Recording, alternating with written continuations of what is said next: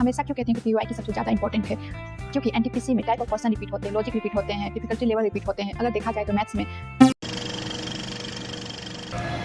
देखो एनटीपीसी का सिलेबस देखकर मैक्सिमम स्टूडेंट वहीं कंफ्यूज हो जाते हैं। उन्हें लगता है कि जब तक सिलेबस कंप्लीट नहीं होगा तब तक एग्ज़ाम निकालना पॉसिबल नहीं है। यही सबसे पहली गलती होती है। एनटीपीसी एग्ज़ाम कोई स्कूल या कॉलेज का एग्ज़ाम नहीं होती है, यह एक पैटर्न बेस्ड एग्ज़ाम है।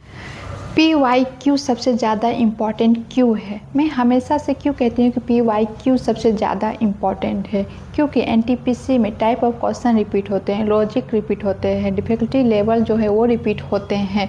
अगर मैथ में देखा जाए तो ratio, percentage, average and time and work से इस टॉपिक से सेम टाइप के सवाल बार बार आते हैं।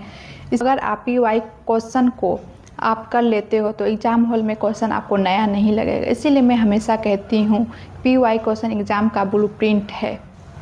लिमिटेड टॉपिक का मतलब क्या है? इसका मतलब ये नहीं है कि आप कम पढ़ाई करो।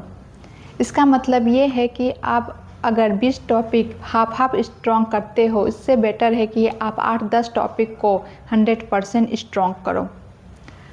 क्योंकि एनटीपीसी में 3-4 क्वेश्चन एक ही टॉपिक से घूम फिर कर आते हैं।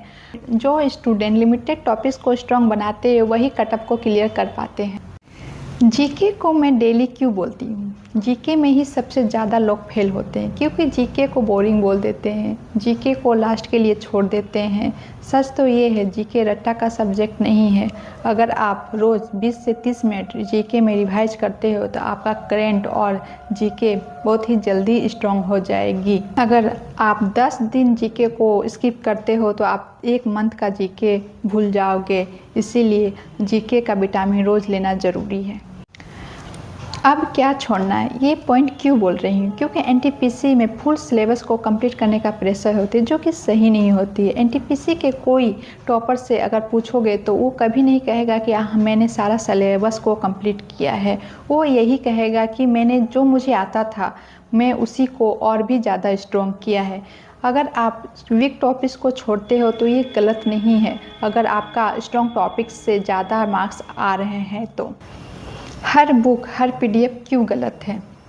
हर बुक का लेवल अलग होता है और लैंग्वेज अलग होती है, जिससे दिमाग कंफ्यूज होता है और इसका रिजल्ट ये होता है कि पढ़ते ज़्यादा है स्टूडेंट पर आउटपुट कम मिलता है।